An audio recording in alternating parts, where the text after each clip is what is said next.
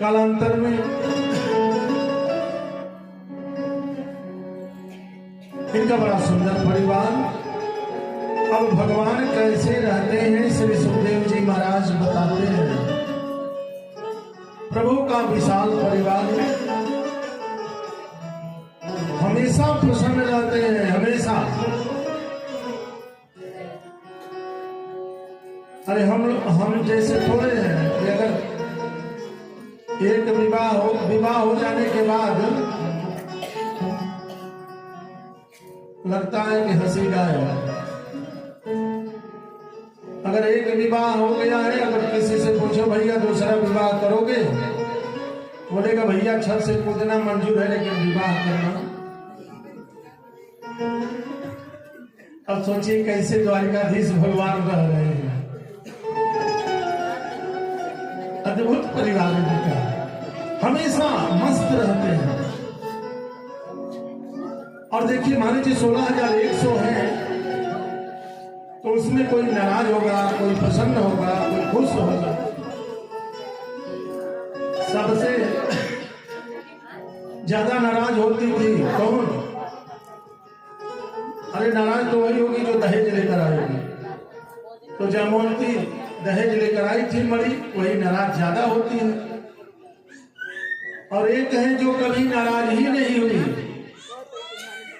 वो कौन है? रुक्मिणी महाराज। वो कभी नाराज ही नहीं हुई प्रभु से। एक दिन प्रभु बैठे बैठे सोचे सब तो कभी कभी नाराज हो जाती हैं, रुक्मिणी नहीं हुई, थोड़ा आज इसको नाराज करके देखे ये कैसे लगती है नाराज जब होती है। देखिए सब गृहस्थी है, गृहस्थी में थोड़ा सा आनंद विनोद होता रहता है। द्वारिकाधीश भगवान भी आनंद ले रहे हैं, विनोद कर रहे हैं। पहुंच गए रुक्मिणी महारानी के पलंग पर जाकर बैठ गए, सर को पकड़ लिए। अब ऐसे कोई किसी के सामने, अगर पत्नी के सामने पतिदेव बैठेंगे तो पूछेगी कि क्यों, क्या बात है। रुक्मिणी जी पूछती हैं कि प्रभु क्या बात है, आज आप बहुत उदास हैं।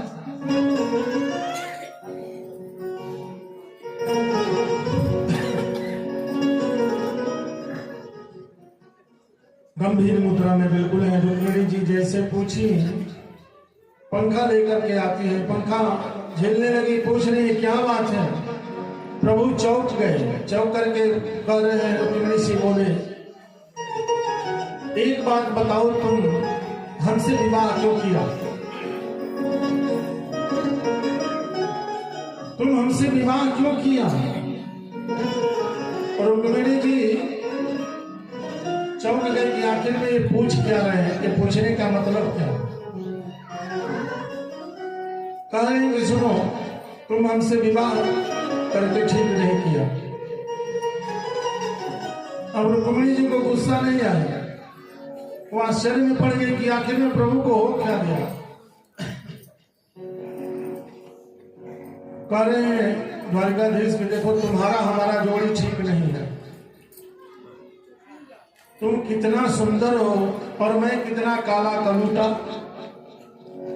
मेरा नाम भी नहीं सुंदर, तुम क्या देख करके मुझसे विवाह किया? मेरा नाम भी कोई कनुआ कहता है, कोई चोर कहता है, कोई चीर चोर कहता है। और तो और देखो, तुम कहाँ राजघराने से, और मेरा तो खानदाने नहीं सही।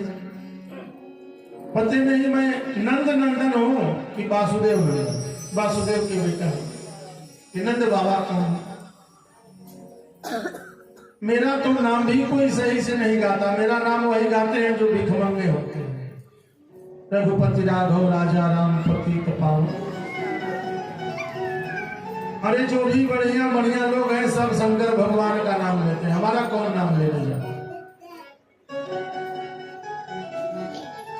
अब तो इतना कहे तुरंत रुक्मिणी महारानी जी को क्रोध नहीं आया, गिर करके बेहोश हो गए।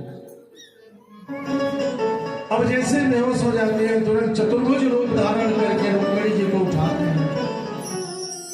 एक हाथ से पसीना पोंछ रहे हैं, दूसरे हाथ से पंखा झेल रहे हैं। अरे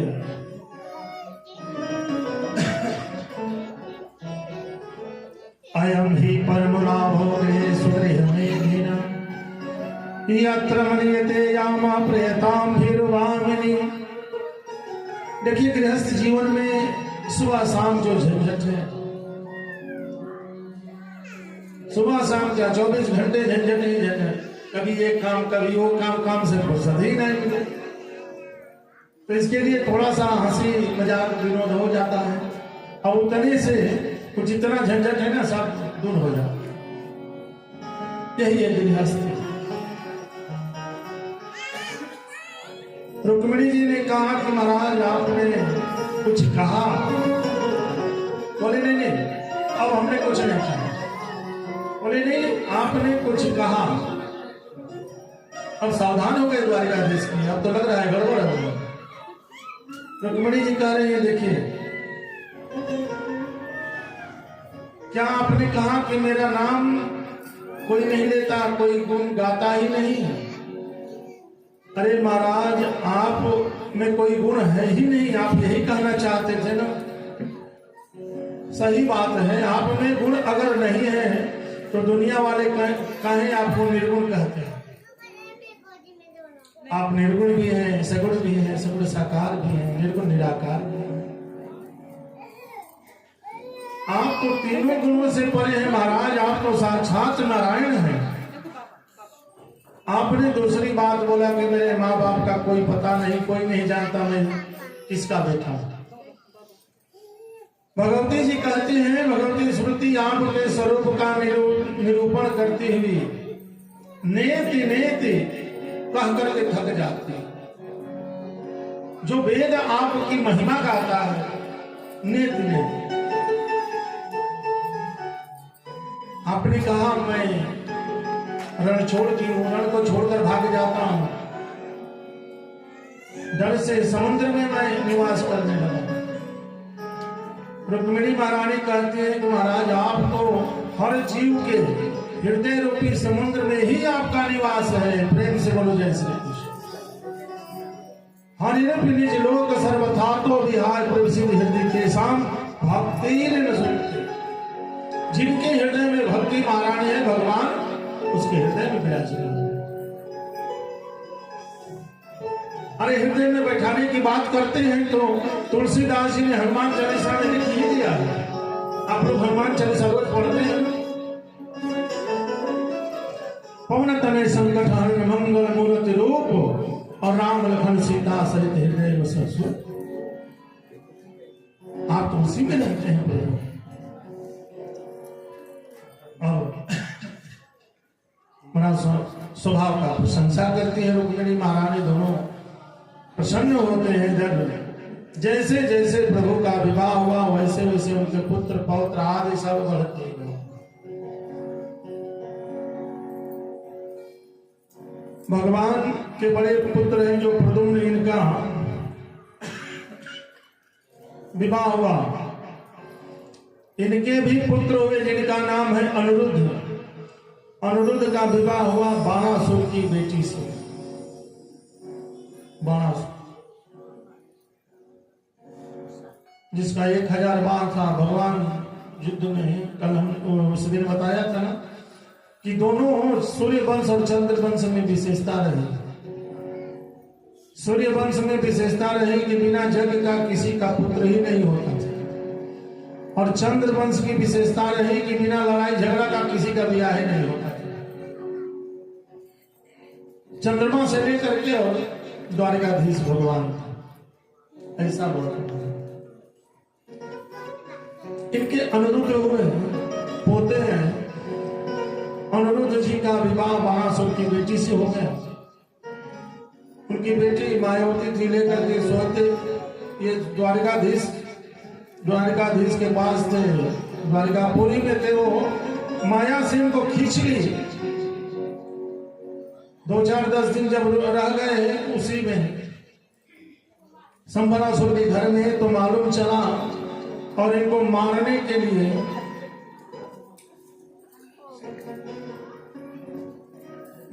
लिए तो भाई तैयार हो गया। अब मालूम चला दाऊ जी को इस सूचना को, और दाऊ जी कन्हैया के ऊपर आंख लाल पीला करके, अरे तुम्हारे सब पोते हैं तुझे मालूम नहीं है कौन कहाँ है, इसको पता लगाना चाहिए। नारद जी आकर बताए,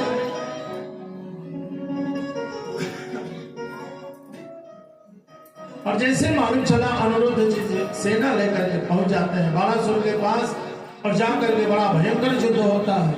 इसी युद्ध में शंकर भगवान भी दरवाजे पर मिले। द्वारिकाधीश भगवान देखे, बोले अरे महाराज आप यहाँ क्या? बोले हमारा चेला है ना।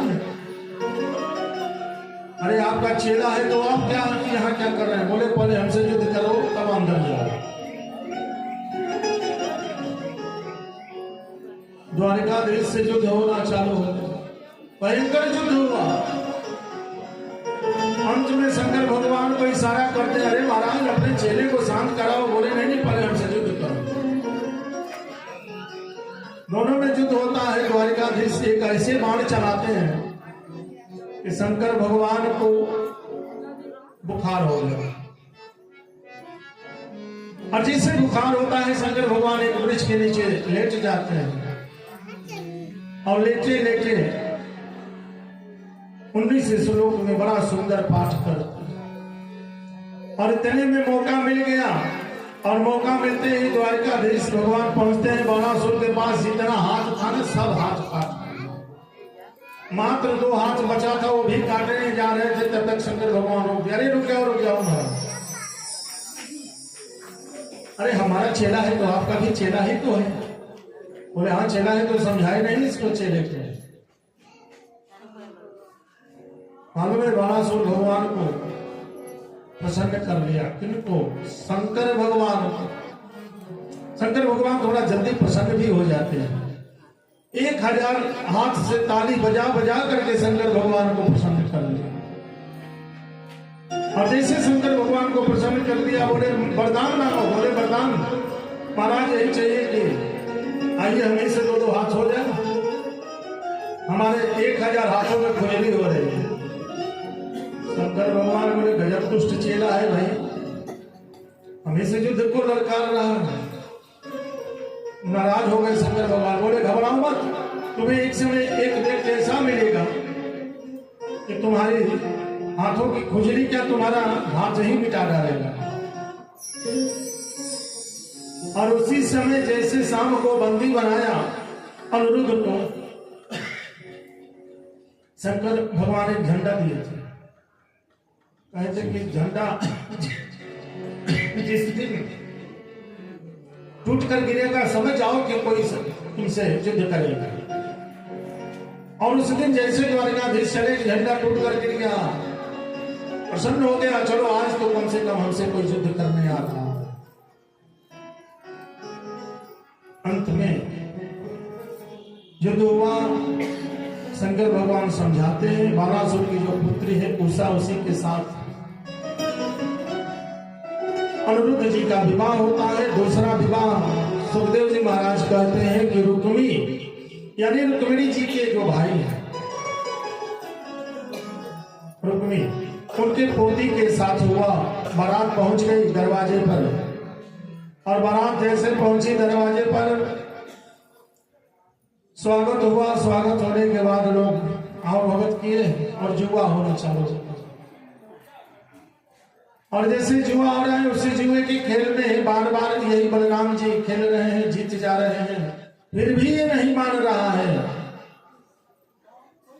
आकाशवाणी होती है कि नहीं बलराम जी ही जीत गए हैं, लेकिन ये फिर भी नहीं माना। रुक्मी कहा कि ये गांव के ग्वालियर ये सब क्या जुआ खेलेंगे? असली तो हम लोग खेलते हैं, राजा महाराजा खेलते हैं। अब तो जैसे ये बात सुना, दाऊ भैया के अपना हल उठाए और खींच करके 2 मुसल जमा दिए, सो उसका गोविंदाई बने। चारों तरफ हाहाकार मच गया। ये देखो दाऊ भैया मार दिए, दाऊ भैया मार दिए रुक्मिणी जी के भैया। अब द्वारिकाधीश भगवान किसी के तरफ नहीं, चुपचाप खड़े हैं। इधर बोले जो बोले, अगर हम अपने देवी जी के तरफ से तो भैया आंख लाल पीली करेंगे, और जो भैया के तरफ से बोल रहे हैं तब ये हमारा। अंत में जाकर के दोनों का विवाह होता है, बारात वापस लौटती है। प्रेम से बोलो वृंदावन बिहारी लाल जय। जिसको श्याम नाम रटना पसंद है, जिसको श्याम नाम रटना पसंद है, उसको हर घड़ी आनंद ही आनंद है। जिसको श्याम नाम रटना पसंद है, उसको हर घड़ी आनंद ही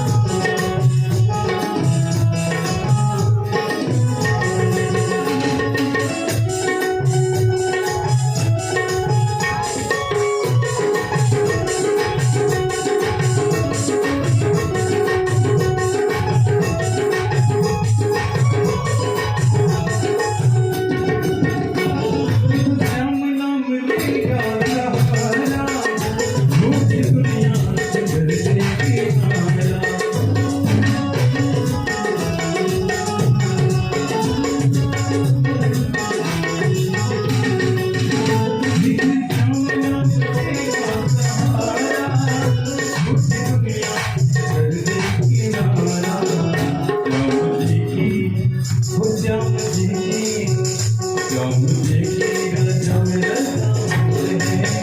उसको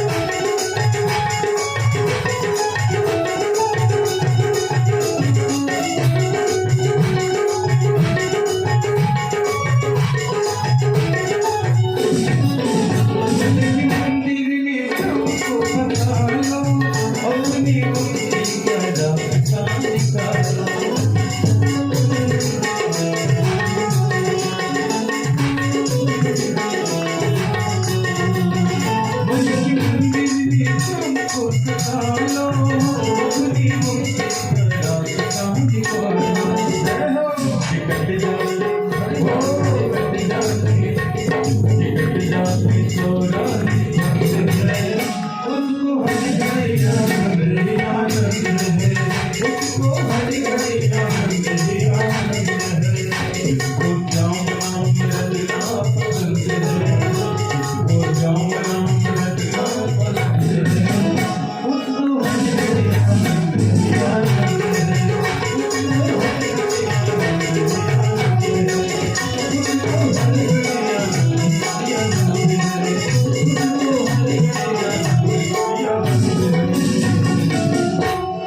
बोल प्रेम से द्वारिकाधीश भगवान की जय। जय जय श्री राम।